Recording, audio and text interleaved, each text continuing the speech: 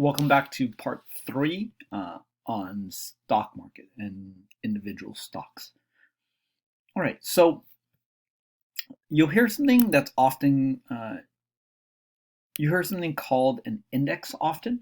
Uh, an index is a group of companies that represent and are used to track a larger group of uh, the economy.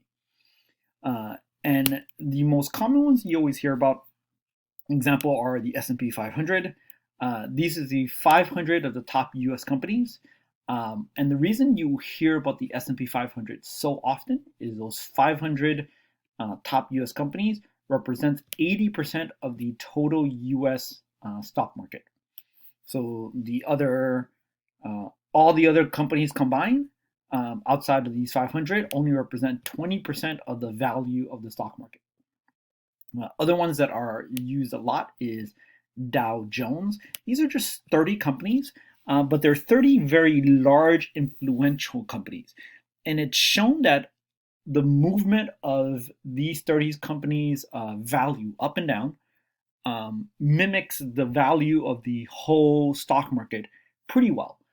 Um, I honestly think the S&P 500 does a better job because it represents larger percent of the market. Uh, the Dow Jones is honestly used very often because it is very old. And it was easier back then to just track 30 companies and try to track 500 companies. Um, and so, since the Dow Jones has just been around for so long and people are so used to talking about the Dow Jones, that's the main reason that it still gets talked about a lot. Other indexes that are pretty popular include the NASDAQ Composite. The NASDAQ Composite is a lot more technology heavy, or technology represents a larger percent of this particular index compared to either the S&P 500 or the Dow Jones. Last one, you have something called the Russell 1000. There's lots of different Russells, Russell 1000, 2000, 3000, and this is 1000 of the biggest US companies. And obviously, I'm not going to end up talking about all the different indexes there are out there because there are 5,000 or more indexes out there. But either way, for each one of these indexes, what they're doing is they're looking at a certain amount of companies uh, in the economy and using that to represent the larger economy as a whole. Or for the NASDAQ composite, you might be thinking of it more as this index is representing technology in general. Okay, so you'll need this word index, in particular S&P 500, for that worksheet that you're going to be doing. We already sort of went through this before, but just to put it formally, dividends is a noun, and it is the amount of money that the company directly gives back to its shareholders. And this number is usually described as a amount of money per share. They usually give out dividends. Either dividends will be given out once a year, twice a year, or 4 times a year. If they're giving out 4 times a year, they usually space it out, evenly. So every 3 months. If it's given out twice a year, it's probably spaced out evenly as well. So every 6 months. This dividend is not guaranteed. So they can say that they're going to give out $3 per share back to their shareholders. But sometimes a company will suddenly have another need for that money and decide not to give out that dividend. If a company ever surprises people by canceling a dividend, usually that sends their stock prices way down. So companies tend to try not to cancel dividends.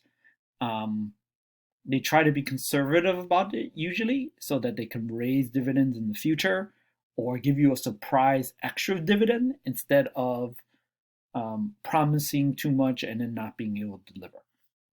That being said, dividends do sometimes get canceled. For example, right now with all the craziness that's happening with Corona, most likely a lot of companies will be canceling their dividends. I would be, for example, surprised if airlines did not cancel the dividends um, that they already have scheduled. Right? And almost more important than the amount of money per share that they give back, their dividend yield is probably actually more important. So this is the amount of dividend. So this right here is this. So the amount of dividends that they give out per year, and then you take that and divide it by their share price. And so, for example, if you have a dividend yield of $3, that means for every $100 that you spent buying those shares, you expect to get $3 in dividends per year from that company. Yeah, and so the reason dividend yields matters more is because it takes into account their share price. And dividend yield is often compared to the yield on more stable things. So the dividend yield is sometimes compared to these things called bonds or CDs, which have a much more stable yield. If you buy a bond that says it's at 5% yield, it's going to continue to give you that 5% usually the whole time. We'll talk about bonds and CDs a little bit more later.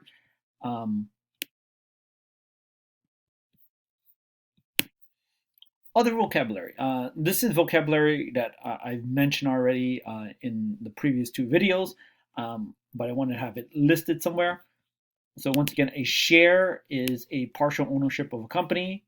An investor is that person who goes and buys the shares. This can be people, but it can also be organizations.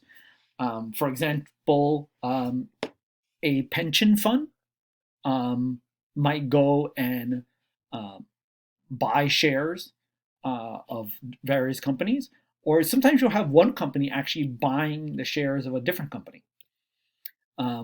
These investors are called shareholders since they own shares of a company. The term stock market is just the place where these shares can be bought and sold. The exact physical place here in the US is called the New York Stock Exchange. And that's probably the biggest, most widely known. But now that we are moving on to a more digital age, while there is still this physical, real location called the New York Stock Exchange, a lot of the actual trading is done digitally. Okay, this word, initial public offering, which is more commonly known as an IPO, is when a private company first divides itself up and sells pieces of itself to the general public. So that's called an IPO.